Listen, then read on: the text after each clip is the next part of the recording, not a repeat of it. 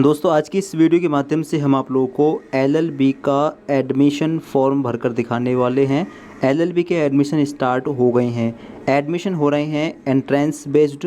अगर आपको एडमिशन कराना है तो एंट्रेंस एग्ज़ाम देना होगा, चाहे प्राइवेट कॉलेज से करना हो, चाहे गवर्नमेंट कॉलेज से करना हो, चाहे गवर्नमेंट सीट से या फिर प्राइवेट सीट से करना हो, तो एंट्रेंस एग्ज़ाम ही देना होगा, जिसके लिए फॉर्म फिल हो रहे हैं। तो फॉर्म किस तरह से फिल करना है हम स्टेप बाय स्टेप आपको फॉर्म फिल करके दिखाने वाले हैं। आप लोग भी इस वीडियो को फॉलो करके अपना फॉर्म ऑनलाइन फिल कर सकते हैं, खुद से भी फिल कर सकते हैं अपने मोबाइल फ़ोन से। तो चलिए आपको लेकर चलते हैं डायरेक्ट वेबसाइट की तरफ। तो ये है ऑनलाइन वेबसाइट। इस वेबसाइट का लिंक आपको मिलेगा डिस्क्रिप्शन बॉक्स में, उस पर क्लिक करना। क्लिक करते ही आप डायरेक्ट इस वाले पेज पर आ जाएंगे और आप डायरेक्ट एप्लीकेशन फॉर्म वाले पेज पर आ जाएंगे। ठीक है, अब सबसे पहले आपको अपना एकेडमिक सेशन सेलेक्ट करना है। दिख रहा होगा एकेडमिक सेशन, इसमें आप लोग जाएंगे और यहाँ पर दिख रहा होगा 2024-25 वाला ये ऑप्शन, इसको आप लोग सेलेक्ट कर लेंगे। इसके आगे दिखेगा एप्लीकेशन 4, इसमें आप लोग जाएंगे। अब यहाँ पर पोस्ट ग्रेजुएट वाला ऑप्शन ऑलरेडी सिलेक्ट हो जाएगा, क्योंकि आप जो है एंट्रेंस एग्ज़ाम के लिए फॉर्म फिल कर रहे हैं तो ऑलरेडी सिलेक्ट हो जाएगा। आगे है is already enrolled in MJPRU।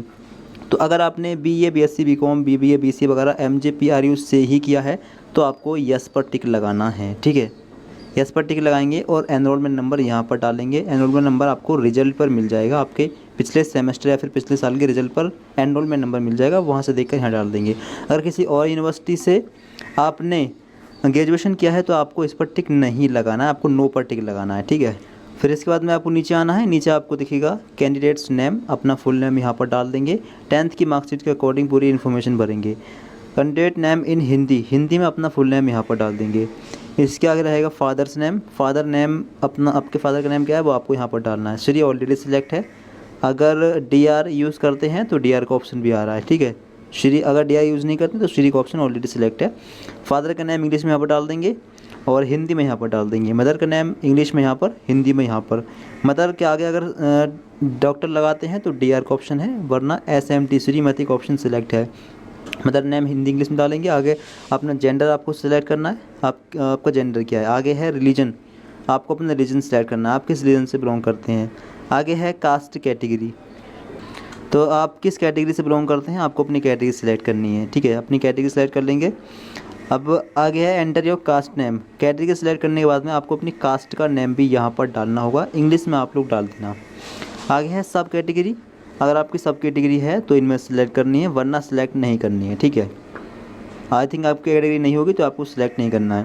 रहेगा डेट ऑफ बर्थ, यहाँ पर अपनी डेट ऑफ बर्थ फिल कर देंगे। आगे रहेगा नेशनलिटी, ये इंडियन पर सेलेक्ट है।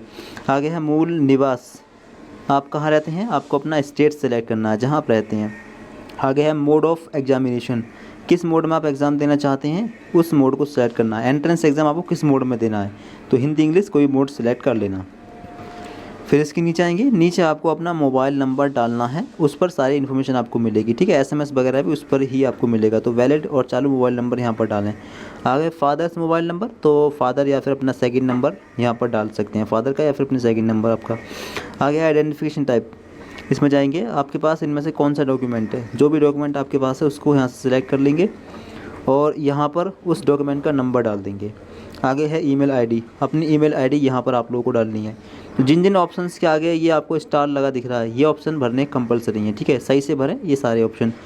आगे आपको दिखेगा 12th रोल नंबर, 12th का रोल नंबर यहाँ पर डालना है और 10th की मार्कशीट का सीरियल नंबर यहाँ पर डालना है और 10th का रोल नंबर यहाँ पर डालना है और 10th का पासिंग ईयर आपको यहाँ पर सिलेक्ट करना है, 10th आपने किस ईयर में पास किया है। और इसके बाद में सभी इन्फॉर्मेशन चेक कर लें। चेक करने के बाद में सबमिट वाला ये बटन दिख रहा होगा, इस पर क्लिक कर देंगे, फिर ये सबमिट हो जाएगा। फिर सबमिट पर क्लिक करते ही आपका रजिस्ट्रेशन सक्सेसफुली हो जाएगा। आप लोगों को एक यूज़र ID मिलेगी और एक पासवर्ड मिलेगा, इसको नोट डाउन कर लेंगे। ठीक है, नोट डाउन करने के बाद में आपको दिखेगा click here for next step 2, इस पर आप लोग क्लिक कर देंगे। इसके बाद में अगला स्टेप आपके सामने ओपन हो जाएगा। अगले स्टेप में आपको अपने बैंक की इन्फॉर्मेशन भरनी है। अब आपको दिख रहा होगा बैंक अकाउंट होल्डर नेम, तो अगर आप अपना फॉर्म भर रहे हैं तो आपके बैंक अकाउंट पर आपका नेम क्या लिख रहा है वो यहाँ पर डालना है। ठीक है, जिसका भी फॉर्म भर रहे हैं उसकी बैंक अकाउंट पर जो नेम लिख रहा है वो यहाँ पर डालना है, उसका अकाउंट नंबर, ठीक, IFSC कोड और सेलेक्ट बैंक में जाकर बैंक सेलेक्ट करनी है, कौन सी बैंक है। इसके आगे है बैंक ब्रांच नेम। तो ये सारी इन्फॉर्मेशन आपको बैंक की पासबुक पर मिल जाएगी, ठीक है, वहाँ से देख के यहाँ पर डाल देंगे। आगे रहेगा करेस्पॉन्डेंस एड्रेस, अपना फुल एड्रेस यहाँ पर डाल दें। एड्रेस में अपना विलेज है तो विलेज डाल दें, पोस्ट ऑफिस, तहसील वगैरह सब इसमें ही डाल दें, ठीक है। आगे है स्टेट, किस स्टेट में रहते हैं अपना स्टेट सेलेक्ट कर लें। आगे है डिस्ट्रिक्ट, किस डिस्ट्रिक्ट में रहते हैं आपको अपना डिस्ट्रिक्ट सेलेक्ट कर लेना है। आगे है पिन कोड, आपके एरिया का पिन कोड क्या है वो यहाँ पर डालना है। आगे है अर्बन या रूरल, ये सेलेक्ट करना है। अगर आप शहरी क्षेत्र में रहते हैं तो अर्बन, अगर गांव क्षेत्र में रहते हैं, ग्रामीण क्षेत्र में, तो रूरल का इलाका, रूरल एरिया सेलेक्ट कर लेंगे। आगे है ब्लॉक, आपका ब्लॉक क्या है, आपको अपना ब्लॉक सेलेक्ट कर लेना है। जैसे कि मैंने ज़िला सेलेक्ट किया है मुरादाबाद, तो यहाँ पर मुरादाबाद ज़िले के सारे ब्लॉक आ रहे हैं। अगर आप बरेली सेलेक्ट करोगे तो बरेली के सारे ज़िले आएंगे, सारे ब्लॉक आएंगे, और पीलीभीत सेलेक्ट करोगे तो पीलीभीत के सारे ब्लॉक आ जाएंगे, ठीक है।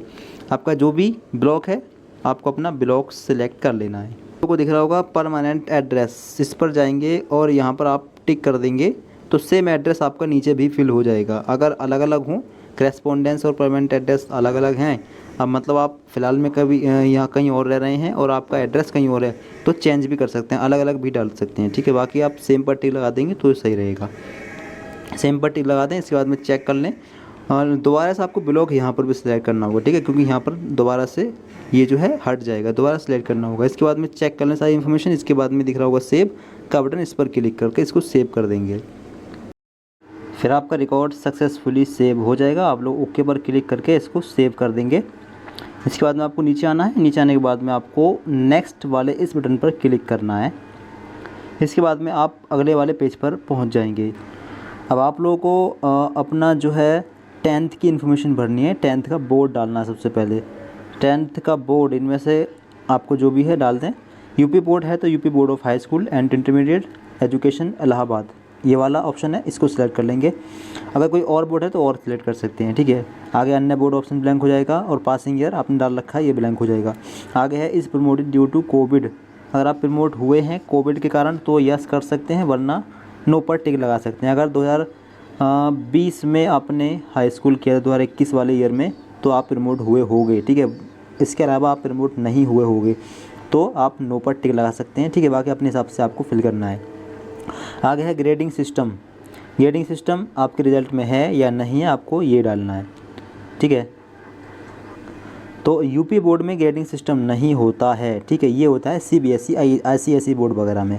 यूपी बोर्ड से है तो ग्रेडिंग सिस्टम नहीं है, नो पर टिक लगा देना है। नो पर टिक लगाने के बाद में आगे सीजीपीए और एमयूएफ ये ब्लैंक हो जाएंगे, ये आपको नहीं डालने होंगे क्योंकि यूपी बोर्ड में सीजीपीए एमयूएफ नहीं चलते हैं।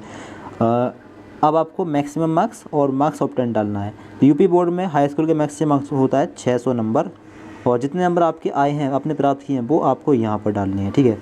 आगे परसेंटेज पर क्लिक कर देंगे, परसेंटेज अपने आप काउंट होकर आ जाएगी। आगे दिखेगा 12th इन्फॉर्मेशन। आप 12th के बोर्ड का नेम आपको यहाँ पर डालना है। 12th आपने किस स्ट्रीम से किया, सॉरी आपको यहाँ पर स्ट्रीम सेलेक्ट करनी है। तो अगर आप लोगों ने पीसीबी ग्रुप से किया है, फिजिक्स केमिस्ट्री और बायोलॉजी हिंदी इंग्लिश से किया है तो ये ग्रुप रहेगा, ठीक है। और अगर पीसीएम से किया है, physics chemistry math Hindi English से किया है तो ये ग्रुप रहेगा। और अगर आर्ट साइड से किया है तो आर्ट के लिए आर्ट्स वाला ग्रुप है। अगर आर्ट्स में स्पेशल कोई सब्जेक्ट है जैसे कि आर्ट्स विद इकोनॉमिक्स है तो ये ऑप्शन सेलेक्ट कर सकते हैं। आर्ट्स विद होम साइंस के लिए ऑप्शन सेलेक्ट कर सकते हैं। सारे ऑप्शन आपको मिल जाएंगे, ठीक है। आप अपने हिसाब से सिलेक्ट यहाँ पर कर लेंगे। इसके आगे रहेगा एग्ज़ाम बोर्ड। अब बोर्ड आपका क्या है, अगर यूपी बोर्ड है तो UP board of high school and intermediate education Allahabad, इसको सिलेक्ट कर लेंगे। आगे है पास अदर बोर्ड, ये ब्लैंक हो जाएगा। आगे है पासिंग ईयर, किस ईयर में आपने 12th किया है उस ईयर को सिलेक्ट करना है, ठीक है। आगे रहेगा इस प्रमोटेड ड्यू टू कोविड, अगर आप प्रमोट हुए हैं तो यस कर सकते हैं, वरना नो पर टिक लगाना है।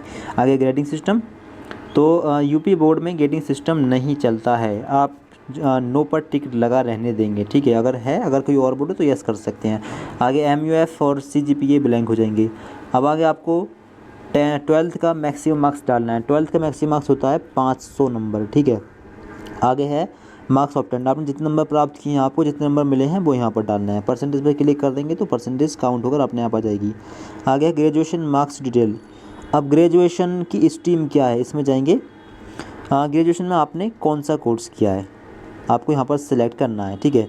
तो अगर BA किया है तो BA के साथ में स्पेशल सब्जेक्ट कौन सी है वो देखेंगे यहाँ पर। तो अगर BA एक सिंगल सब्जेक्ट से किया है तो विद उर्दू वगैरह ये ऑप्शन सेलेक्ट कर सकते हैं, ठीक है। नहीं तो आप BA वाला ऑप्शन सेलेक्ट कर लेंगे, इसमें कोई सब्जेक्ट ऐड नहीं है, ये ऑप्शन सेलेक्ट कर लेंगे, ठीक है। इसके आगे रहेगा पासिंग ईयर। तो पासिंग ईयर किस ईयर में आपने कंप्लीट कर लिया है उस ईयर को सिलेक्ट करना है, ठीक है। तो पासिंग ईयर सेलेक्ट कर लेंगे। इसका आगे रहेगा यूनिवर्सिटी इंस्टीट्यूट, कहाँ से आपने ये ग्रेजुएशन की डिग्री की है। तो अगर MJPRU बरेली से की है तो MJPRU और बरेली इस तरीके से यहाँ पर डाल देंगे, ठीक है।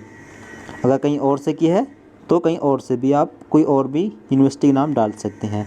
आगे है ग्रेडिंग सिस्टम, अगर ग्रेडिंग सिस्टम था आपकी यूनिवर्सिटी में तो यस कर सकते हैं, वरना नो पर टिक लगा सकते हैं। तो MJPRU में ग्रेडिंग सिस्टम नहीं था, ठीक है, उस टाइम पर। अब जैसे कि NEP सिस्टम आ गया है तो इसमें ग्रेडिंग सिस्टम है तो आप यस कर सकते हैं, ठीक है। यस करेंगे तो CGPA और MUF डालना होगा। CGPA आपको पिछले साल के रिजल्ट पर मिलेगा। जब से न्यू एजुकेशन पॉलिसी आई, जब से CGPA लागू हो गया है और ग्रेडिंग सिस्टम लागू हो गया है, उससे पहले नहीं था, ठीक है। तो आपका जो भी हो आप अपने हिसाब से डालेंगे। अगर नो पर टिक लगाएंगे तो आपको CGPA MUF नहीं डालना है, फिर आपको मैक्सिमम मार्क्स और मार्क्स ऑफ 10 डालनी है। अब मैक्सिमम मार्क्स में अब जैसे कि 2022 से पहले 400 नंबर का एक साल होता था और 3 साल मिलाकर हो गए आपके 1200 नंबर। 1200 का टोटल 3 साल का कोर्स था, ठीक है, 1200 नंबर होगा। अब 1200 डालेंगे मैक्सिमम मार्क्स में अगर 2022 से पहले किया है तो, और अगर 2022 के बाद में किया है, 23-24 में किया है तो आप अपने हिसाब से डालेंगे, ठीक है। मतलब पर सेमेस्टर का हिसाब से मिलाकर तब डालेंगे आप अपने हिसाब से। आगे है मार्क्स ऑफ 10, तो टोटल कंप्लीट कितने नंबर आपने प्राप्त किए हैं सब ईयर के मिलाकर वो आपको यहाँ पर डालना है। आगे परसेंटेज, इस पर एक बार टिक कर देंगे तो परसेंटेज अपने आप काउंट होकर आ जाएगी। अगर रहेगा रिजल्ट अवेटेड या अपेयरिंग, तो अगर आपका रिजल्ट वेटेड या अपेयरिंग में हो तो यस करें, वरना नो पर टिक लगा देंगे अगर रिजल्ट आ चुका है तो। आगे है रोल नंबर। रोल नंबर क्या था, लास्ट ईयर का रोल नंबर यहाँ पर डाल देंगे। आगे है डिवीज़न। डिवीज़न आपकी कितनी क्या बनी है, फर्स्ट है, सेकंड है, तो यहाँ पर डाल देंगे। अगर 60% से ऊपर है तो फर्स्ट डिवीज़न होगी, अगर 60 से कम है तो सेकंड, और 48 से कम है तो थर्ड डिवीज़न होगी। अब सभी इन्फॉर्मेशन भर लें, चेक कर लें। चेक करने के बाद दिख रहा होगा सेव का बटन, इस पर आप लोग क्लिक कर देंगे और इसको सेव कर देंगे। में रिकॉर्ड सक्सेसफुली सेव का ऑप्शन आएगा, इसको ओके पर टिक कर देंगे। इसके बाद में नीचे आना है, नीचे आने के बाद में दिखेगा आपको नेक्स्ट का ये बटन, इस पर आप लोग क्लिक करेंगे। अब यहाँ पर पोस्ट ग्रेजुएट की भी इन्फॉर्मेशन आपसे मांगी जा रही है। अगर आपके पास पोस्ट ग्रेजुएट की इन्फॉर्मेशन है, मतलब आपने PG कोर्स किया है, MA MSc MCom M.Ed वगैरह अगर कर लिया है तो उसकी इन्फॉर्मेशन भी यहाँ पर डाल सकते हैं, वरना इसको छोड़ सकते हैं, ठीक है। PG की इन्फॉर्मेशन आप यहाँ पर डाल सकते हैं, नहीं है तो कोई ज़रूरत नहीं है। इसके बाद ओके नेक्स्ट पर क्लिक कर देंगे। इसके बाद में अगला स्टेप आपके सामने ओपन हो जाएगा। अब अगले स्टेप में आपको अपना फ़ोटो अपलोड करना है, सिग्नेचर अपलोड करना है और थंब इम्प्रेशन अपलोड करना है। फ़ोटो का साइज़ 100 KB से अधिक नहीं होना चाहिए और सिग्नेचर का साइज़ आपका 100 KB से अधिक नहीं होना चाहिए और थंब इम्प्रेशन का साइज़ आपका 200 KB से अधिक नहीं होना चाहिए। मोबाइल फ़ोन से कैसे अपलोड करने हैं डॉक्यूमेंट, तो देखिए फ़ोटो का फ़ोटो खींचना, ठीक है, मोबाइल फ़ोन से, या फिर आप अपना एक पासपोर्ट साइज़ का फ़ोटो बना लें, ठीक है, फ़ोटो खींच के कैमरे से ही उसको बना लें। और इसके नीचे है सिग्नेचर, एक सादे पेज पर सिग्नेचर करें, उसका फ़ोटो खींचना है। आगे है थंब, अपने थंब लगाएं, उसका फ़ोटो खींच लें, ठीक है। फ़ोटो खींचने के बाद में साइज़ जितना मांगा गया है उतने करने के लिए क्रोम या फिर गूगल पर जाएं, फ़ोटो की साइज़ सर्च करें और साइज़ ठीक करें जितना यहाँ पर मांगा गया है। अगर 100 से कम मांगा गया, 100 से अधिक नहीं चाहिए तो आप 80 कर सकते हैं, ठीक है, और 200 से कम तो 150 कर सकते हैं। साइज़ ठीक कर लें। इसके बाद दिख रहा होगा चूज़ फाइल, इसमें जाएंगे और गैलरी में सेलेक्ट करके यहाँ पर अपलोड कर देंगे। सक्सेसफुली सेव हो जाएगा, ओके पर क्लिक करके इसको सेव कर देंगे, ठीक है। और जो आपका सेव पर क्लिक करके, ठीक है, इसको सेव कर देना, ठीक है। इसके बाद में आपको दिख रहा होगा नेक्स्ट का बटन, इस पर आप लोग क्लिक करेंगे और नेक्स्ट पेज पर जाएंगे। अब अगला स्टेप आएगा, अगला स्टेप है वेटेज डिटेल्स का, ऑप्शनल है ये। अगर आपके पास NCC का C सर्टिफिकेट है तो इस पर आप टिक कर सकते हैं।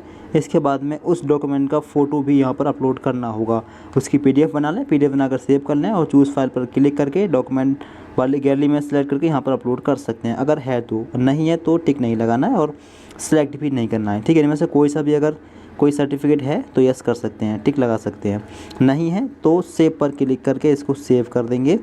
ठीक है। इसके बाद में नेक्स्ट वाले बटन पर क्लिक करके अगले पेज पर पहुंच जाएंगे। अब आपको अपने कॉलेज और कोर्स वगैरह को सिलेक्ट करना है। अब आपको यहाँ पर दिख रहा होगा कोर्स का ऑप्शन, इसमें आप लोग जाएंगे। ईयर का ऑप्शन आ चुका है, LLB के लिए आप फॉर्म भर रहे होंगे तो LLB वाले इस ऑप्शन को सिलेक्ट कर लेंगे। इसके बाद में आप यहाँ पर थोड़ी इन्फॉर्मेशन वगैरह आ रही है, इसको आप पढ़ सकते हैं। ठीक है। न्यूनतम 45% अंकों सहित पिछली जाति के लिए, 42% अंकों सहित अनुसूचित जाति के लिए 40% मार्क्स जो है होने चाहिए फॉर्म अप्लाई करने के लिए। ठीक है। और दूसरी चीज़ यहाँ पर लिखा है कि जो काउंसलिंग होगी, काउंसलिंग से पहले पहले आपके लास्ट ईयर का रिजल्ट आ जाना चाहिए, ये भी लिखा है। ठीक है। तो इनको पढ़ लें। इसके बाद में एग्री पर क्लिक कर देंगे।